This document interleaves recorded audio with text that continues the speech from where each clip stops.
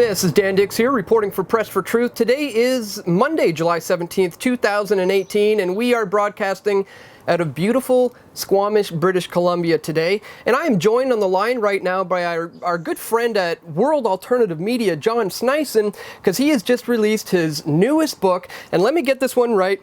It's called Canada, the Greatest Economy in the World. The facts that you are not being told about your money and how to protect yourself from the coming crisis. This is an important read for Canadians and anyone, for that matter, in the world who's interested in protecting their assets. So, John, thank you so much, man, for joining us here on Press for Truth.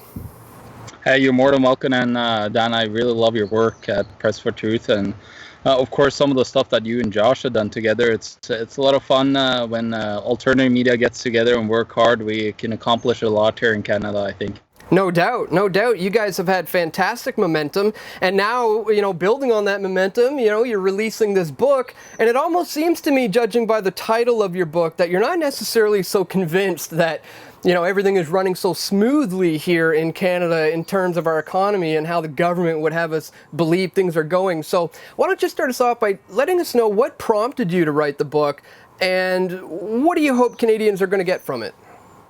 Well, what prompted me to actually get the book out was an article, I believe it was in Business Insider, and it was asking, is Canada the new Switzerland? And of course, there was a lot of talk about how great Canada's economy is, and how it's kind of sheltered from, big crises and so on.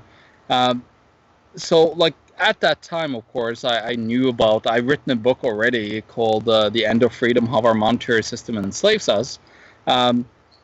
And of course, through that, I talked a lot about the history of the monetary system to people. And then I got a lot of feedback, people saying, I would love if you did something on Canada, because you live in Canada and you have a lot of Canadian friends. It would be great if you could, give us some insights in what's going on here in Canada, because our the TV station, CBC, CTV, and Global and others doesn't really, they paint such a nice picture of Canada and where we're at. And of course, our government says that everything is fantastic with the new Trudeau government. And they believe that, we could just spend our way into prosperity, which is so far from it. So, yeah, I got, prompted to really write it through a whole bunch of people, starting to ask me, can you give us some insights on what's going on in Canada? So that's really how the book came to be. And then, of course,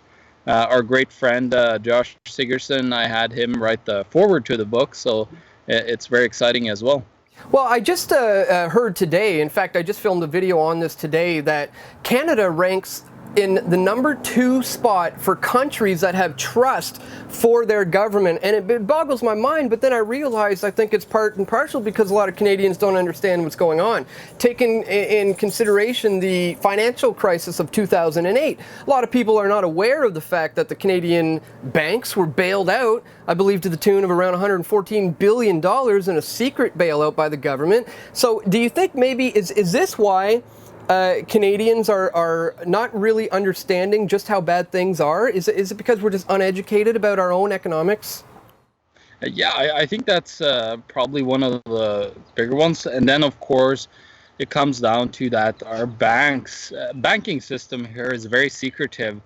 You hear very little about what's really going on with derivatives and other things surrounding the Canadian banks. We've heard a little bit as of late, kind of what's going on. And you actually touched upon something that I write about in my book about the secret bailout that happened through the TARP fund, the Troubled Asset Relief Program that they had in the United States, where they bailed out the so-called banks in the States. But of course, they bailed out banks all over the world, and the Canadian banks wasn't, any safer than any other banks, and they definitely got the $140 billion, as you said. And of course, the Canadian banks and the monetary system here in Canada is running on what's called a zero reserve policy. Now, what that means is most of your viewers are probably understanding of what the fractional reserve banking system is. Well, a zero reserve policy basically means that the banks themselves are trusted to have the reserve ratio that they see fit. The fractionality of 1 to like 9 to 1 is not so apparent here in Canada, but it's very hard to find information on it, and people are very little. I found in most socialist countries. I come from Norway. People are very illiterate about money and economics. What's really going on? Because of course the government does not want us to understand real economics here, because we might start to not have that trust so much anymore as Canada do have. This notion, this concept of zero reserves should be quite scary to people, but it reminds me of the fact that Canadians do not hold as much gold as we used to. What can you tell us about the current state of the Canadians' gold reserves, and why don't we have it? It seems that we don't have any of it anymore. Well, I'm gonna show you something with my fingers, and of course, I gotta be a little bit leery with some people thinking I'm a Freemason when I do this, but it's zero. That's what the Canadian government holds. Me and Josh, we confronted Bill Morneau at the Liberal Convention, National Convention here in Winnipeg when they had it here, and asked him why he sold off the tiny little bits of gold that Canada had left. Well, he said gold has no reason to be in the monetary system anymore. It's a barbarous relic. That's basically what he said to us, and of course at that time he's not very understanding of how economics work. It seems like he's probably Keynesian, and Keynesians doesn't understand really like what gold has meant throughout monetary history throughout thousands of years, because they only studied a little bit of a part of the last 70, 80 years, so what's been going on in the economy. So they don't really care about gold as money, because gold is money, and of course Canada had all the way back, I believe it's about 40 years, don't get me wrong, I have it in my book, so but they used to have 1,023 tons of gold, Canada, and now of course we sold everything off gradually over time as we got into more and more debt. The general public, when you talk to the general public, there's not a lot of people that I talk to that are understanding and know what gold really is, and the value of it and what it's meant throughout history. And now, of course, me and Josh have done a lot of work trying to educate, and you as well, Dan, and a couple others are trying to educate people about the meaning of, what is this gold and silver and everything. What does that have to mean together with the monetary system and having a safety net if something happens?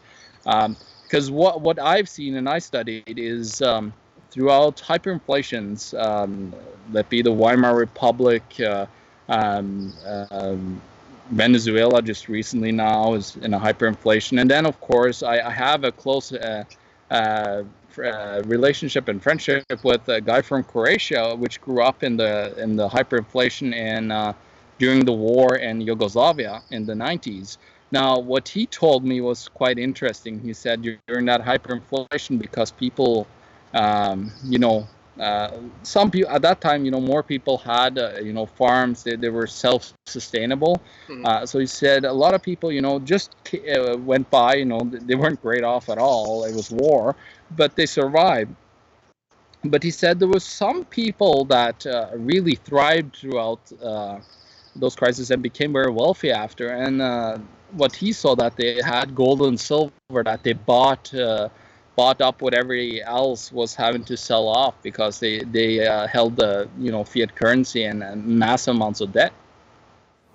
Yeah, that's I'm a firm believer of holding on to gold as protecting your assets, especially in these current troubling times in Canada, as we've just seen the Bank of Canada raise interest rates by about 0.25%. But I'm curious of what your thoughts that might hold on the current housing market in Canada, because it seems that we're clearly in a bubble. It's only a matter of time. So what can you say about the current state of the housing bubble that we're in right now in Canada? Well, what has happened is that central banks, not just only here in Canada, but around the world, in my home country, Norway, and Australia, in Iceland, Singapore, and many other places, what they've done is they lowered interest rates in order to prop up and try to make growth, and that growth has come through debt accumulation, not real creation of business value, products for people, and so on. So what has happened is that this lowering of interest rates have created a massive housing bubble, and also of course stock bubbles, other asset bubbles around the world. And people have gone into mass amounts of debt. And the problem is with housing, of course, when you overextend your debt, at one point you push the price up to a level where there's no more people that can participate in getting into debt. And what happens when you hit that level, you saw that in 2008 in the United States, when they ran out of people to borrow money to, because the system just accumulated to a mass amount of debt. Of course, there's not enough more people to come into the system to then, feed the accumulation of interest that happens over time. And what happens is that people are failing to then pay their interest because there's less and less money around that could actually pay for this interest. And then you get a slowing down in the housing market, and then suddenly you come to a point where a lot of the borrowers, especially what happened in the States, was that they borrowed at such a low interest rate, and then suddenly their interest rates had to go up, and then they just went bankrupt because they had no equity in their house and nothing left to borrow against to get a new mortgage and to renew their mortgage. And of course, with this little 0.25% hike here in Canada, you're starting to see actually governments like we had on the front page of the Sun here in Winnipeg. We had Q. It said with big letters on the front page, and it said that we can cope with the 0.25% of an increase, but 1% is more worrisome now. What we're seeing in the United States with them going up about 0.75% now from where they were, what is happening is that the central bankers are now trying to raise the interest rates so they could get to a level so the next crises that we have, they could drop the interest rates again. The problem though is that during most of the crises they had about a 5% interest rate drop that they did to manipulate the markets. The problem is currently, of course, the United States is at 1.25 and Canada is at 0.75. So there's not very much room to try to manipulate the markets down. And I think with the current, bubble just expanding and expanding constant, like Vancouver had a little bit of a bounce there. It went down, but then suddenly now it's just continuing straight up again. Toronto did the same. So what you're seeing is the central bankers are desperate to try to manipulate their way up to a certain level so they could drop it again. The problem now is you've got so much debt everywhere. You got the monetary system is about to fail again. So what is going to happen is, I believe, is that they're not going to have enough ammo left. But of course, they have a backup plan, and I'll talk a little bit about that backup plan right away. But that is what I believe is happening is that they have no more ammo left in the monetary gun, and it's game over for them. Well, there must be an underlining end game for this agenda for them in mind. I mean, what in your mind is their end game? Do they want to turn Canada into something resembling Greece? Is it going to turn out like something we saw in Cyprus, where they're funneling the money out of the bank accounts, out of people's pensions? What's the end game for the hidden agenda, end game for the global elite here in Canada? Well, for the global elite in Canada, it is really to instate the one world government. That's what you've been talking about forever, Dan. Is this one world government, this United Nations that's there? It's the whole infrastructure is ready to just take over as the whole monetary systems across the board are falling, and society is running into fray. There's more division than ever. So it's a great way for them to create these crises. And of course, like Rahm Emanuel said in the United States, he said, "Don't let a great crisis go to waste." And I think they're ready to.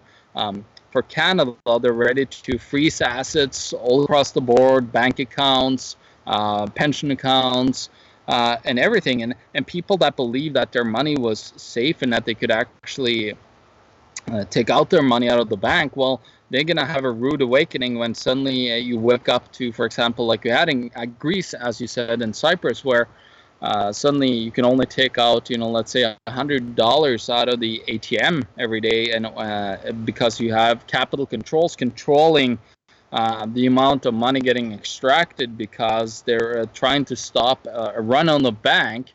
And with that, you probably most likely see the bail-in legislation here in Canada coming into place, where they do take money out of your account, your personal account that you thought were safe.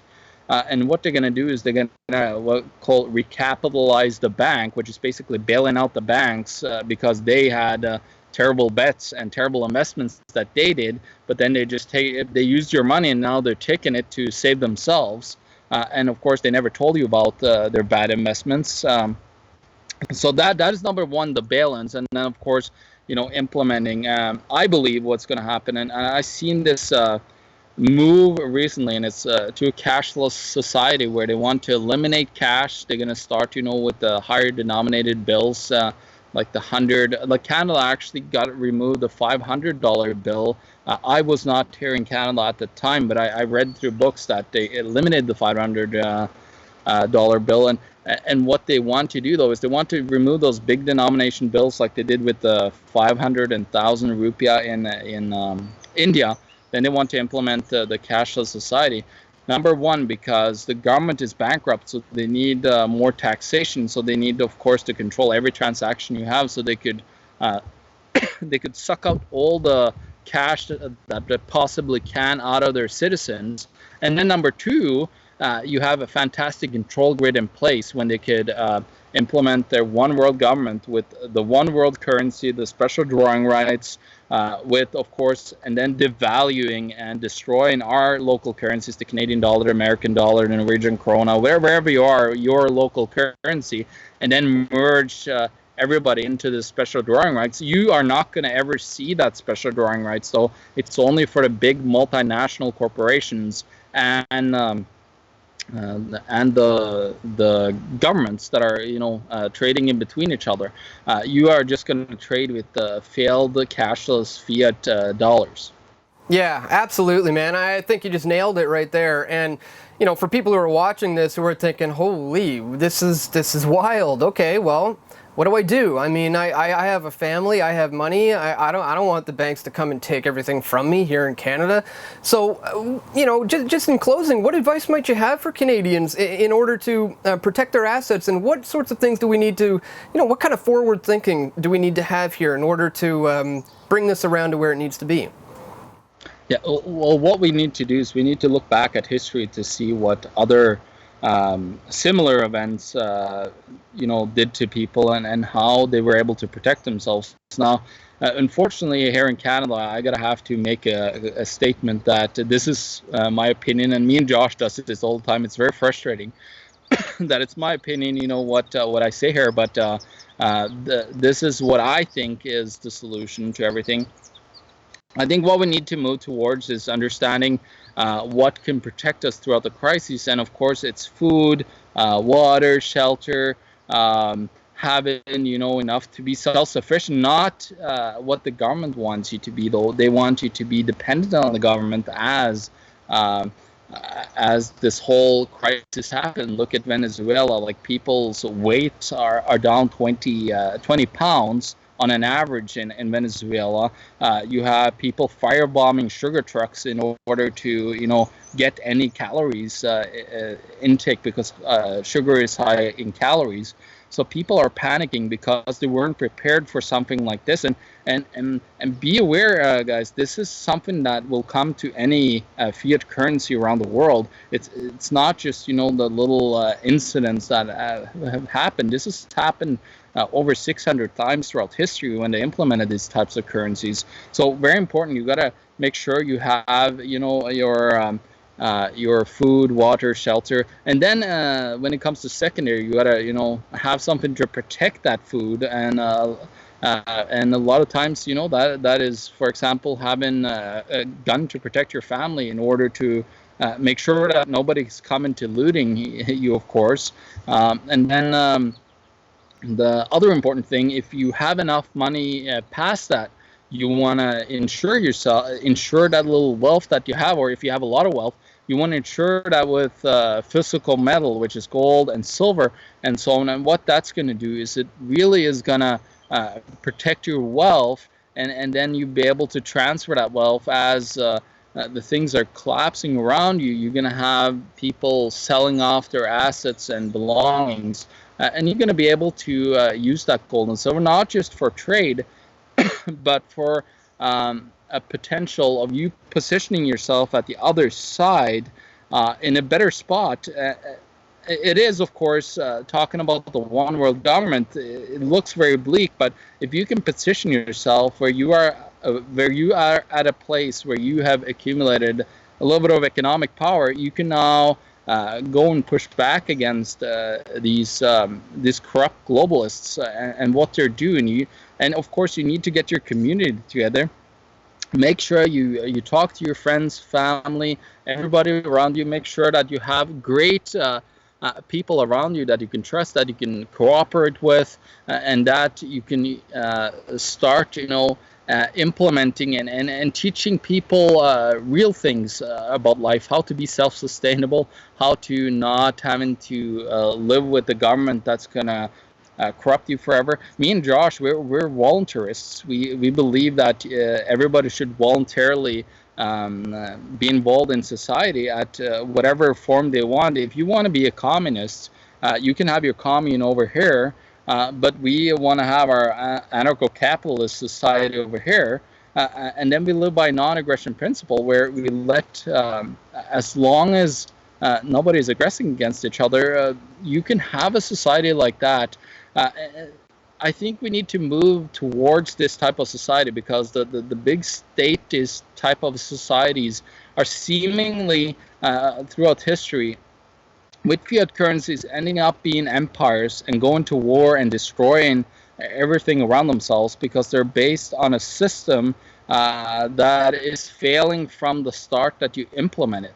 Yeah. So it's very important to teach people about this, and that's why my book is spreading the word with this book. It's very simple. I'm not an economist, so I don't have this crazy academic language that I would scare you with. I have my street economics language, if you can call it that, where I educate you in a way that you will understand most of it. And if you don't understand all of it, you just come back to me. Come back and ask me, or go and look at me and Josh's videos, and you'll start to understand a lot about what's going on around in the world. And then, I think what we could build is a huge resistance against the collectivist side of things. And I'm, of course, involved with Freedom Force International, and Freedom Force International is an organization that talk about individualism and help individual liberty to get spread around the world. And what we've done recently, I don't know if you heard about the Red Pill Expo. I'm pretty sure you have, Dan. But what we did is we brought together all the great minds around in the world on different topics and different truths out there that people are not aware of, and we gave people that those red pills, if you can call them that, and really woke them up. And if you could do something right now, is of course what I said about protecting yourself. But when you've gotten to the point of protecting yourself, don't become selfish. Go out there, talk to friends, family, and other people around you, and educate them about this. Share my book. Like, my goal is to sell so many books that I could just take a lot of the money and then go out and give out this book to everyone. Because it's so important that everybody gets to understand how the system works, because with the government school indoctrination and the government in control of our lives, we're going to lose big time, because they want to enslave us. Yeah, well, I mean, you've outlined these solutions so eloquently, and you've packed in a lot there, and it was really well said. And I'm sure, like you said, you articulate it in the book in a way that's easy for people to digest and people to understand. And I think that's fantastic. We're going to have links located in the description below for anybody who wants to get a copy of the book. Where can they go if they're interested in purchasing this from you and learning more from you right now? Well, they can go to Amazon.com to find my book, both the paperback and the Kindle version. And I'm very excited, actually. I'm currently #1 in economics in Canada, which means I'm beating communists, the Communist Manifesto. I'm beating John Maynard Keynes's books, Jim Rickards' books, and a whole bunch of wider area other books. So if we can keep the momentum for this book forward and really hold it up there for a while, we might be able to get it a little bit closer to the mainstream masses of people, and I might be able to spread it even further by actually, be able to get on some mainstream TV shows and so on, to just spread this word of liberty around. And I think what's going to happen is with this book and with what me and Josh does and what you do, the information that we put forward here is going to be so strong that you're going to be able to free yourself from the clutches of the government and become a truly free individual and enjoy your life to the fullest and become successful and very grateful for the life that you live on this planet.